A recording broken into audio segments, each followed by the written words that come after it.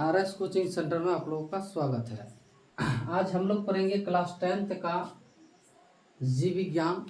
ये जो है इसमें हम लोग पढ़ेंगे यानी क्वेश्चन जो सब यानी पूछा गया है और बार बार पूछा जाता है वही सब क्वेश्चन देखेंगे।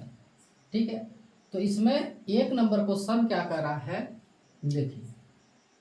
मनुष्य में ऑक्सीजन तथा कार्बन डाइऑक्साइड का परिवहन कैसे होते हैं। क्या कर रहा है, मनुष्य में ऑक्सीजन हम लोग जो ग्रहण करते हैं और कार्बन डाइऑक्साइड, ठीक है, ये कार्बन डाइऑक्साइड जो हम लोग छोड़ते हैं, ठीक है, ऑक्सीजन लेते हैं, कार्बन डाइऑक्साइड छोड़ते हैं गैस। तो इसका परिवहन जो होता है हमारे शरीर के अंदर ये किस तरह का होता है। तो ऑक्सीजन के बारे में पहले आपको लिख देना है, यहाँ ऑक्सीजन ऐसे लिख देना है, इसी को यानी ओवर राइटिंग कर देना है। ठीक है, नहीं तो अगर ब्लैक पेन ले जाइएगा तो इसको आप ब्लैक पेन से लिखिएगा, और नहीं तो इसको क्या कीजिएगा, ओवर राइटिंग कर। ठीक है, इस तरह लिख देना। ऑक्सीजन वहन, ये जो हमारे शरीर में जो ऑक्सीजन का परिवहन जो होता है, तो देखिए कह रहा है श्वसन रंजक, जिसको यानी क्या हीमोग्लोबिन कहते हैं, जो लाल रक्त कोशिकाओं में होते हैं। इसलिए यानी यहाँ से ऑब्जेक्टिव भी पूछा जाता है, यानी रक्त लाल किसके कारण दिखते हैं, तो ये हीमोग्लोबिन के कारण। तो कह रहा है हीमोग्लोबिन जो लाल रक्त कोशिकाओं में होता है और होते हैं फेफड़ों में पहुंचती हुई। ये कहाँ, फेफड़ों में पहुंचती हुई, देखिए सीधा सीधा फेफड़ों में पहुंचती हुई वायु में से ऑक्सीजन लाते हैं।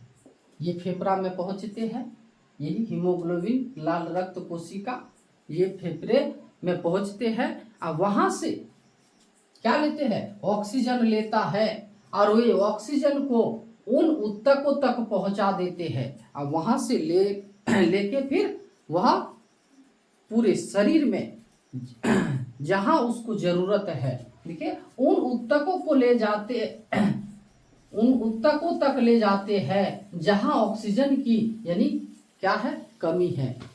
तब जाके पूरे शरीर में वह दोहराते हैं, कहाँ कहाँ ऑक्सीजन लगे। ठीक है, तो इसी का फिर क्या कर रहा है, कार्बन डाइऑक्साइड का वहन। यहाँ देखिए ऑक्सीजन तथा कार्बन डाइऑक्साइड। तो कार्बन डाइऑक्साइड जल में घुलनशील है, ये जल में क्या हो जाते हैं, घुलित हो जाती है। इसलिए इसका हमारे शरीर में ऊतकों से, देखिए कहाँ से, ऊतकों से। ये देखिए ऑक्सीजन जो है ये कहाँ से, फेफड़ों से इसको वायु लेकर के यदि कहाँ पहुंचाते हैं, पूरे शरीर में जहाँ जहाँ यानी उसको जरूरत है। यहाँ कह रहा है क्या, इसलिए इसका हमारे शरीर से ऊतकों से फेफड़ों तक हमारे रक्त के प्लाज्मा में घुले हुए रूप में वहन होता है, और जहाँ इसका विसरण रक्त में वायु में होते हैं और फिर यह नासिका यानी नाक के द्वारा बाहर चली जाती है। तो ये क्या कहना चाहता है, तो ऊतक जो है ये फेफड़ों तक हमारे कहाँ, रक्त में प्लाज्मा में घुलित या घुले हुए रूप में वहन होते हैं, और जहां से इसका विसरित रक्त से वायु में होता है और फिर यह नासिका द्वारा इसको कार्बन डाइऑक्साइड को क्या कर देते हैं, बाहर कर दिया जाता है। ठीक है, तो ये इसी तरह क्वेश्चन यानी पूछा जाता है। देखिएगा आप लोग 2000 जो लगभग 12 में पूछा गया था ऐसे क्वेश्चन। चलिए क्वेश्चन है 2 नंबर क्वेश्चन, प्रकाश संश्लेषण के लिए आवश्यक कच्ची सामग्री पौधे कहाँ से प्राप्त होते हैं। कह रहा है प्रकाश संश्लेषण के लिए आवश्यक कच्ची सामग्री पौधे कहाँ से प्राप्त करते हैं, तो ये कहाँ से प्राप्त करते हैं, तो देखिए क्वेश्चन जैसे है उसी तरह आपको आंसर देना होगा। कह रहा है पौधे में प्रकाश संश्लेषण के लिए आवश्यक कच्ची सामग्री क्या, कार्बन डाइऑक्साइड और ये जो जल, ठीक। और कार्बन डाइऑक्साइड हम लोग कहाँ से लेते हैं, और सॉरी हम लोग ने पेड़ पौधे कहाँ से लेते हैं और जल कहाँ से लेते हैं, ठीक है। तो कह रहा है पौधे कार्बन डाइऑक्साइड को वायुमंडल से पत्तियों में पाए जाने वाले छिद्र, जिसको हम लोग क्या कहते हैं, स्टोमाटा या फिर रंध्रों कहते हैं, पत्तियों में पाए जाने वाला छिद्र स्टोमाटा द्वारा विसरित विधि से प्राप्त करते हैं। ये पत्तियों में पाए जाने वाले छिद्र में जो स्टोमाटा होते हैं, ठीक, या फिर उसको रंध्रों कहते हैं। और जब ये जल जो पेड़ पौधे जो जल जो क्या करते हैं, विसरित करते हैं, उसी समय छिद्र द्वारा विसरित विधि से ही प्राप्त करते हैं। जब ये वाष्प उत्सर्जन करते हैं उसी समय फिर ये ग्रहण करते हैं। जल का अवशोषण, जल का भी दिया गया, देखिए जल भी है, हाँ जल, कार्बन डाइऑक्साइड तो चाहिए। जल का अवशोषण जड़ों में पाए जाने वाले, जड़ में फिर क्या पाया जाता है, तो क्या पाया जाता है, तो देखिए मूल रोम पाया जाता है, क्या, और यही मूल रोम से होते हैं। ये जल का जो अवशोषण करते हैं, किससे करते हैं, तो मूल रोम से। और मूल रोम कहाँ पाए जाते हैं, तो पेड़ पौधे के जड़ों में पाए जाते हैं। कहाँ, पेड़ पौधे के जड़ों में पाए जाते हैं, जहां से यह जाइलम द्वारा पत्तियों तक पहुंचाती है। और ये तो जड़ में क्या है, मूल रोम है, और उसी से वह जल लेते हैं, और यहाँ से ले जाने के लिए, जड़ से ले जाने के लिए फिर कौन, तो ये जाइलम क्रिया करते हैं ये जल को, और उसमें जो घुलित जो खनिज है उसमें जो उसको चाहिए फिर पौधे को, तो ये जाइलम द्वारा फिर कहाँ, पत्तियों में पहुंचाते हैं। और पत्तियों में ये फिर क्या, पत्तियों द्वारा यह जो उसमें जो स्टोमाटा और रंध्रों होते हैं जिसको कहते हैं, वह फिर वाष्प उत्सर्जन करते हैं। और उसी समय देखिए विसरित विधि से, स्टोमाटा द्वारा विसरित विधि से, यानी उसी समय क्या करते हैं, कार्बन डाइऑक्साइड को ग्रहण करते हैं, और फिर ऑक्सीजन को ये क्या करते हैं, छोड़ते हैं। ये हो गया।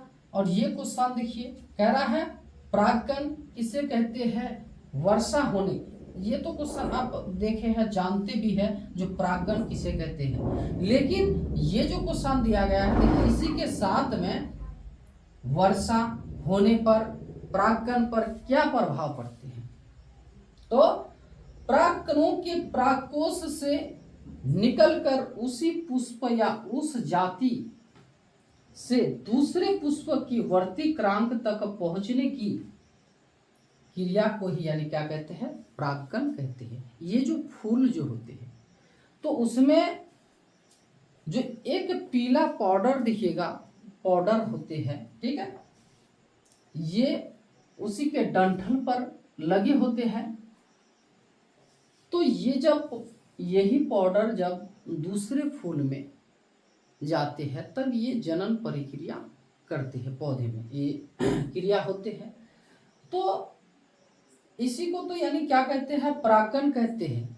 लेकिन यहाँ कह रहा है क्या, अगर वर्षा होगा तो परागकण पर क्या प्रभाव पड़ेगा। जब वर्षा होती है तो ये परागकण, ये जो पाउडर, जो पीला रंग का जो पाउडर होता है, इसमें फिर क्या प्रभाव होते हैं, तो वर्षा होने पर ये जो परागकण जो होते क्या, भीग जाएंगे, जिससे ये एक स्थान से दूसरे स्थान पर नहीं पहुंच पाएंगे। तो एक स्थान से दूसरे स्थान पर नहीं पहुंच पाएंगे। इसलिए देखिएगा जब भी यानी फसल यानी परिपूर्ण होने वाला है और उसी समय यानी क्या वर्षा हो जाती है, तो कृषक देखिएगा क्या सोचेगा, यानी फसल हमारी क्या हो गया, बर्बाद हो गया, क्योंकि अभी यानी फूल कली निकली थी और इसी समय वर्षा हो गया तो फसल के लिए उस समय क्या माना जाता है, विषाक्त माना जाता है, खराब माना जाता है। तो जब फिर यानी ये फूल नहीं आते हैं तब तो वर्षा फसल के लिए अच्छे हैं, और जब ये फिर फूल जो है बीज में परिवर्तन हो जाते हैं तब फिर उस समय भी ठीक है। लेकिन जब फूल है उस समय अगर वर्षा होते हैं तो ये क्या होते हैं, खराब होते हैं। तो कह रहा है वर्षा होने पर ये भीग जाते हैं जिससे ये एक स्थान से दूसरे स्थान तक यानी नहीं पहुंच पाते हैं। तो इसी तरह क्वेश्चन आपको देखिए यहाँ ये नहीं देगा जो परागण किसे कहते हैं, परागण दिया गया है, फिर कह रहा है वर्षा होने पर परागण पर क्या प्रभाव पड़ते हैं। ठीक है, फिर आगे देखिए क्वेश्चन, ये 3 क्वेश्चन है। आप लोग ये क्वेश्चन ये सब जितना भी मिलेगा आपको VVI मान लीजिएगा। ठीक है, क्योंकि इसी तरह का क्वेश्चन पूछा गया है और पूछता भी है, इसी तरह का क्वेश्चन पूछता है। ठीक है, तो ये 3 क्वेश्चन लिखिए। फिर आगे देखिए,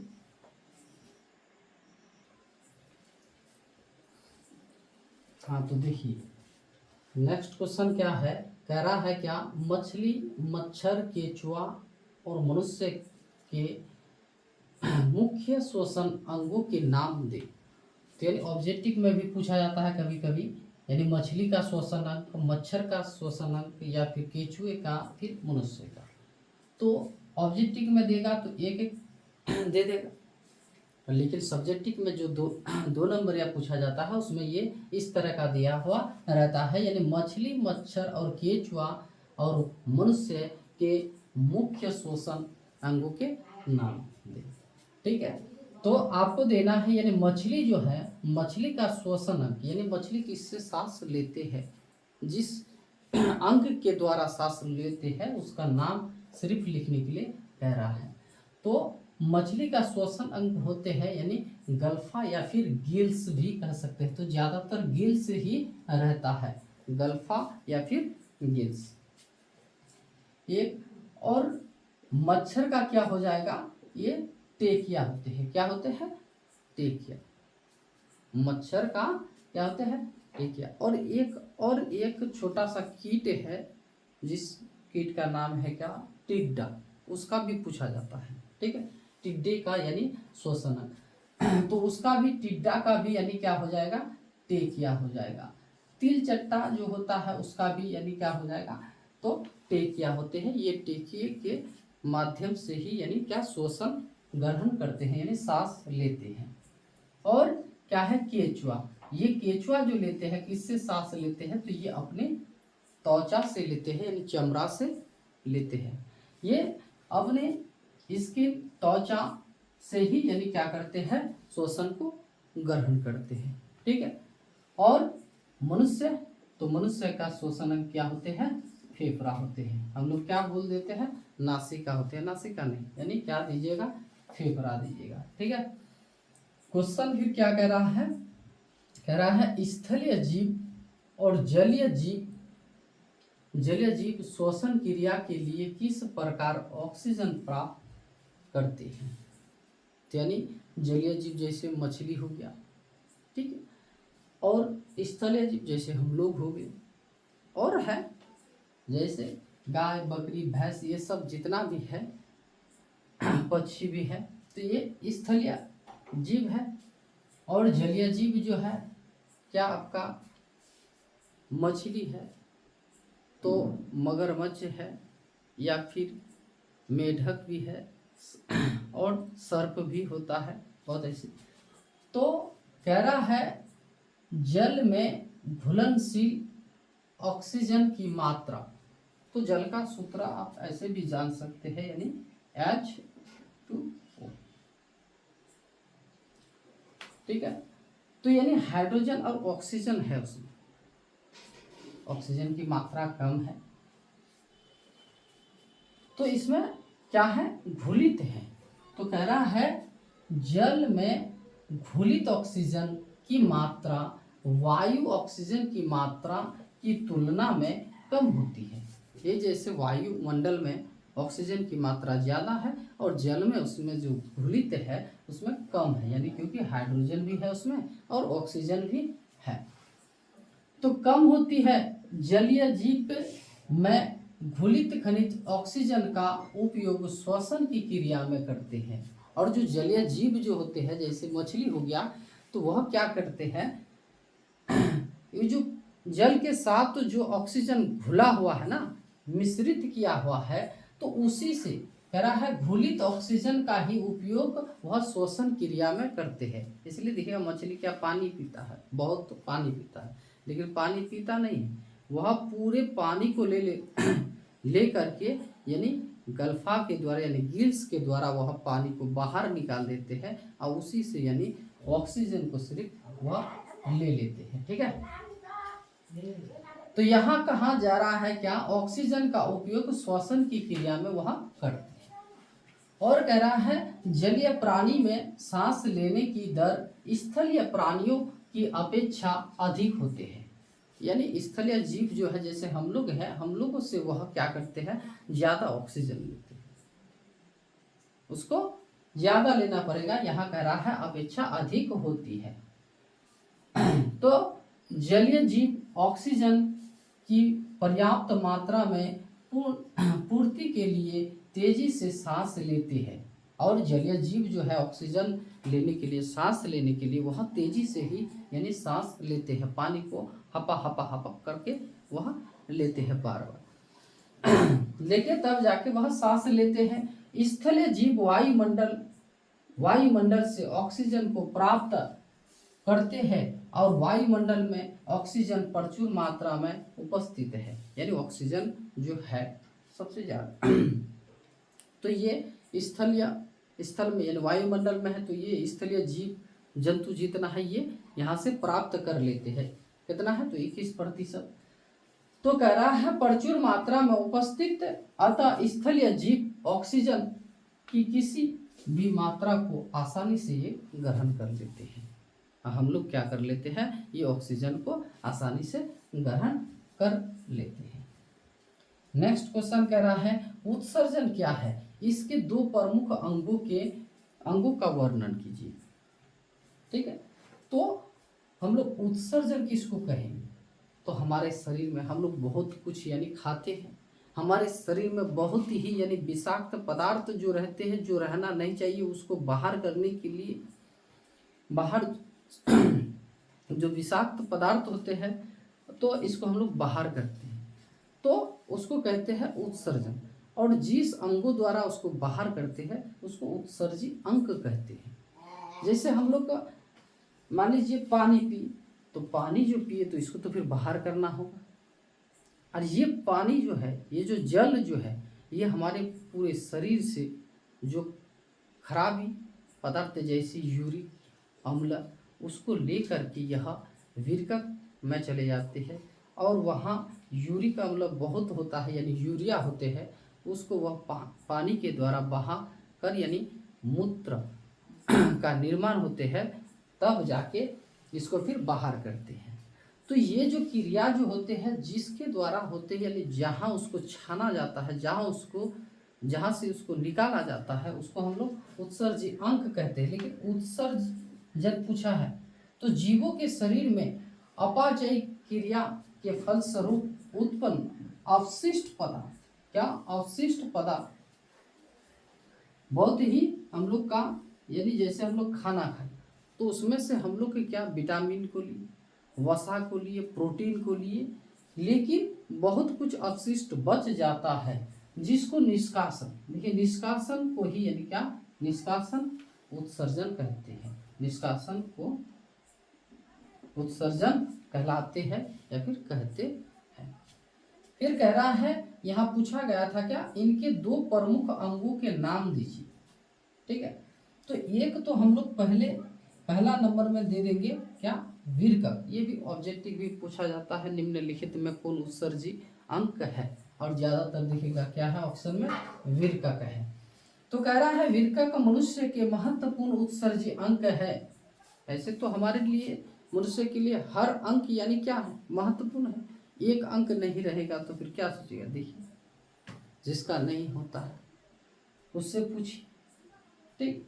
तो कह रहा है विरकक मनुष्य के एक महत्वपूर्ण उत्सर्जी अंग है, इसका इसका आकार स्वयं के बीज के आकार समान होते हैं, जिसको हम लोग क्या कहते हैं किडनी कहते हैं, ठीक है।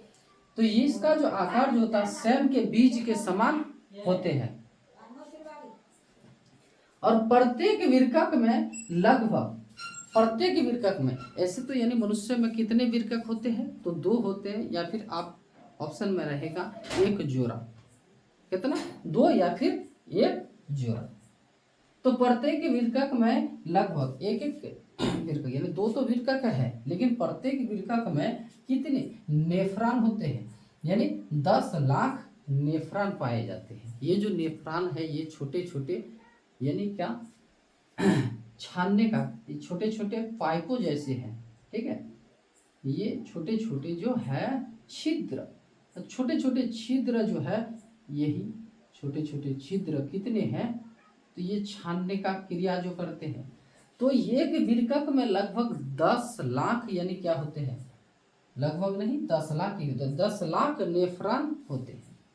तो 10 लाख नेफ्रॉन के द्वारा तब यानी क्या रक्त को छाना जाता है और उसी से जो यानी अवशेष विषाक्त यानी क्या यूरिया यानी यूरिक अम्ल इसी से यानी बाहर किया जाता है और यही जो बाहर निकलते हैं जो यानी पेशाब बनते हैं, ठीक है।